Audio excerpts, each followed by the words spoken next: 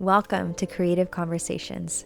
I'm Lauren, your host and friend, here to cheer you on and initiate conversations that I hope encourage and nourish your soul as an artist and connect you to a global community of creatives. You have something original and valuable to offer the world. I can't wait to see what you create, but also who you become in the process. Wherever you're joining me from today, I'm so glad that you're here. Let's talk. Hey guys, Lauren here. Just want to have a creative conversation today around the idea of hoarding. And with this thought that I want to encourage you not to be a creative hoarder. What do I mean by that? I think sometimes we stockpile and we hold on to our best ideas, and it's not really working to your benefit. I had a leader and mentor in college that said once to give away your best ideas, which I think giving away your best ideas is radically countercultural and counterintuitive. As a creative myself, I have had ideas of things I want to do and create that I've grown rather attached to. And because they've become rather precious to me, I was extra protective of them, which meant that they never went anywhere. They were being saved for when I had more time, more resources, more experience, or a larger following, you name it. But with like 98% of ideas, there are exceptions to this rule, but with like 98% of ideas, the most harmful thing I think you can do for your ideas is to hold on to them for dear life. I think the heart or the why behind that person that said to give away your best ideas was that you're saying with your actions, hey, there's more where that came from. And really, in doing that, you're putting your faith in the character of God being generous. If you're connected to the origin of life and creativity, you don't have to live a mystical life where you wait for creative genius to strike and then memorialize that once-in-a-lifetime moment where you had an idea that could change the world. If only all the stars would align one day for you to finally share that idea. No, when you believe that God is a generous God, and that He actually wants to invest things in you, and that you in and of yourself are not like the beginning and end of creativity. You are not the source of all creativity, and there's going to be life-changing ideas that are going to come from other people too. But you need to believe that those ideas that have come from you, that have been invested in you, are ideas that are worth sharing, because they are. I think for me personally, if I'm being honest with myself, a lot of the times that I've chosen not to really create at all, that I've lived really long seasons of kind of like a creative drought where I've just held things in and I've gotten really in my head about I don't know, all of the details and the different things that can make the creative process not fun at all, and it can make it really heavy. Those seasons of life have usually come from just a sense of fear and a worry that who I am in the present moment is not enough to do those ideas justice. It's not that I'm not everything that I need to be able to bring that to life. And that, I need to wait and have more experience or whatever the case may be. And that fear is really interesting. I think that says something about actually what I believe the character of God to be. That if I believe He's generous, then I can give my ideas away and know that there's going to be more where that came from. There's a interesting story in the Bible, in the Gospel of Matthew, where it's about this wealthy man and these 3 servants that he has. And this man's about to go on a really long journey, so he gives his money to these 3 different servants based on their ability to manage that money. And so to one, he gives this large amount. Another one, he gives a medium amount. And the third one, he still gives them a lot, but it's a smaller amount than the other 2. So the first two, let me read it here. Give me a second.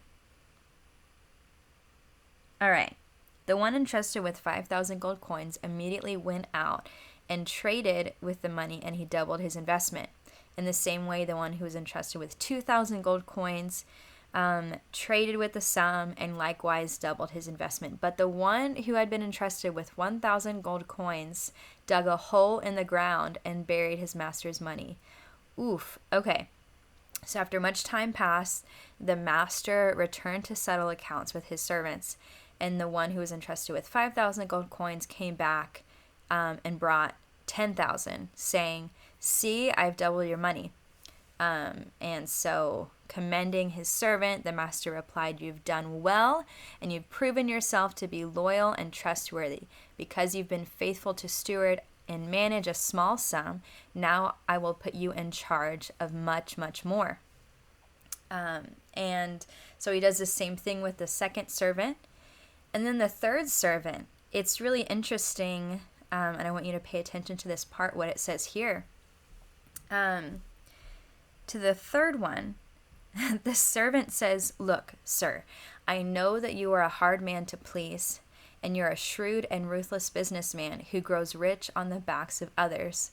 I was afraid of you, so I went and hid your money and buried it in the ground. But here it is. Take it. It's yours." And that is so powerful to me, because I think with the other two servants, granted, we don't know much about the master, but we don't get the impression that he's all these things that the third master or that the third servant is saying. We don't get that he is a hard man to please, that he's a shrewd and ruthless businessman, and that he grows rich on the backs of others, meaning that he is ruthless and exploits other people, and takes advantage of them for his own benefit.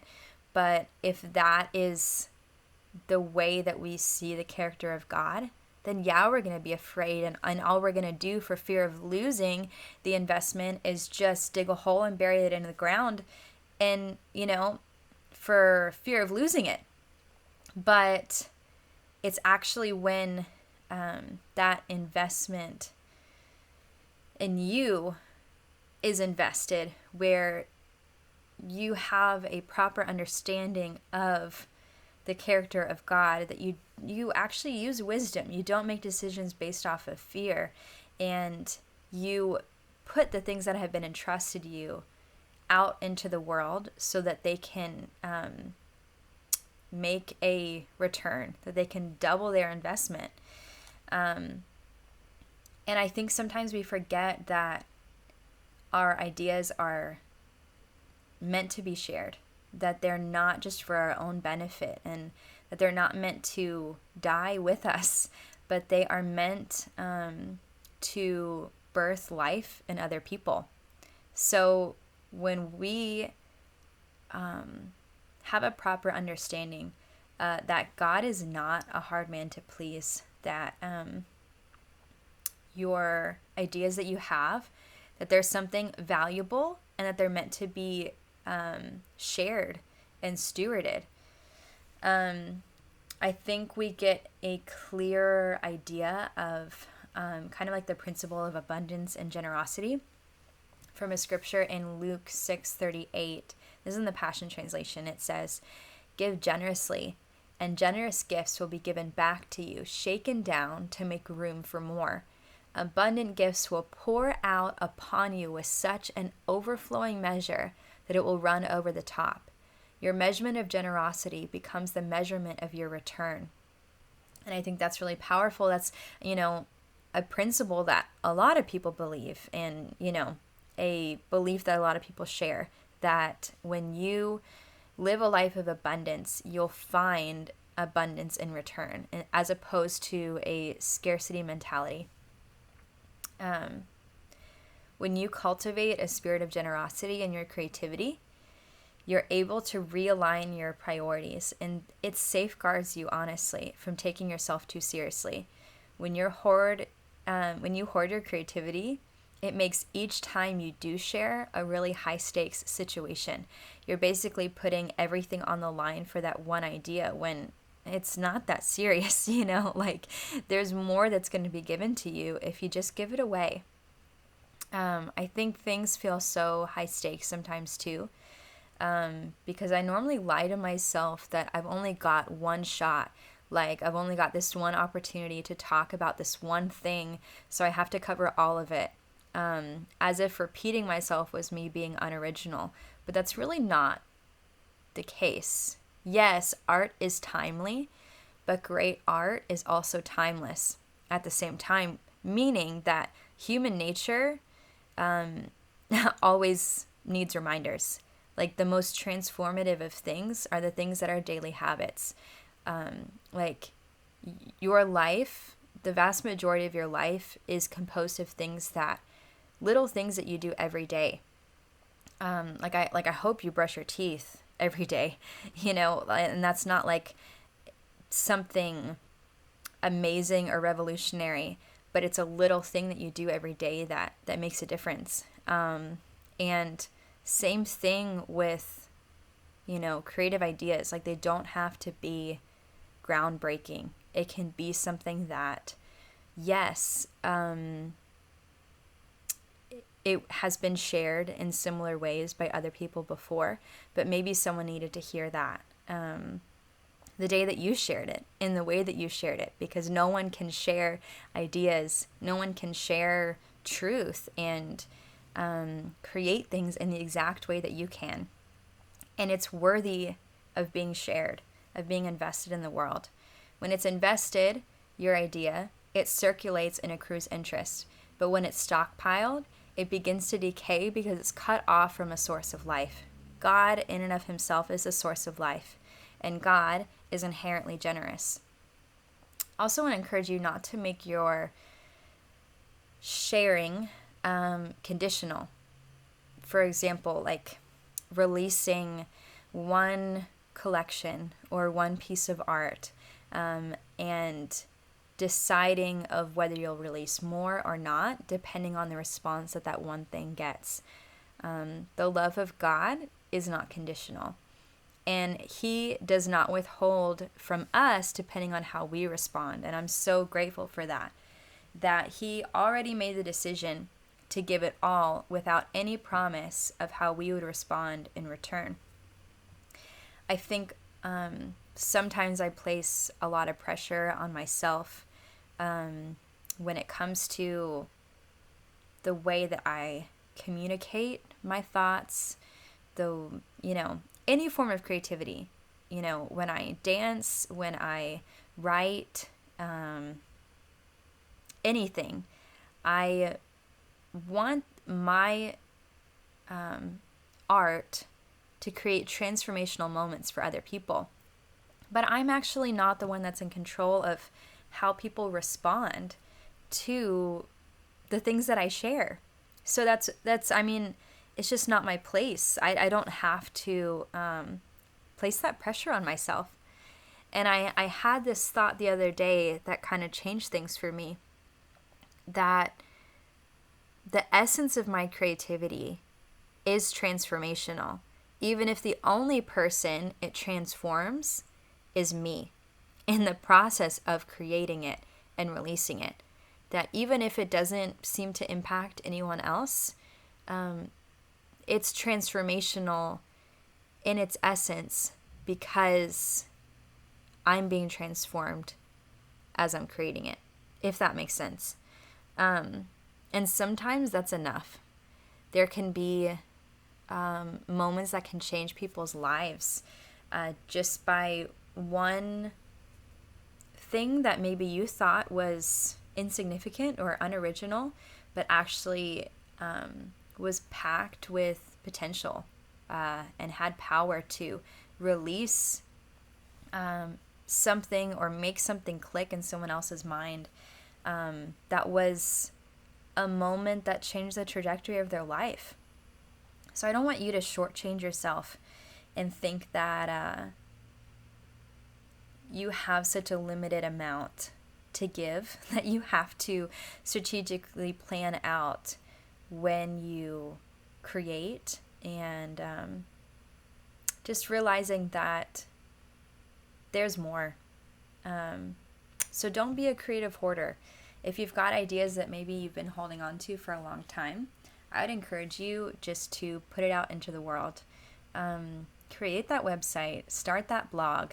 Maybe you have a clothing line that you've been working on. Well, make the samples. You've got the samples made. Okay, well, take the next step. And I think what you'll find is that by creating that space, by releasing it into the world, you're actually opening yourself up to just a fountain of inspiration, that your creative potential is much more like a fountain than it is a cup of water, if that makes sense. Where a cup of water, you can see just by looking at it how much there is to it and when it's going to end. But with a fountain, it's connected to a deeper source, like a well, which means that it never runs dry. So when you just live a life of abundance and you pour out your creativity, and know that there's more where that came from, I think you'll be really surprised that the best ideas that you've ever had, maybe you haven't even thought of them yet. Maybe the things that you've been holding on to, you just need to share it, put it out into the world, and I think you'll be surprised what happens and the way that it frees you up to create even more. So have an awesome day. I want to encourage you, just do it. Just release it. And I'm excited to see what happens. Thank you so much for being a part of the conversation today. And I'd love to keep the conversation going. You can find me on my website, YouTube, and Instagram, all at LoReina.studio. I'd love to connect with you there and hear about your dreams and passions and what it is that you can create. Can't wait. See you then.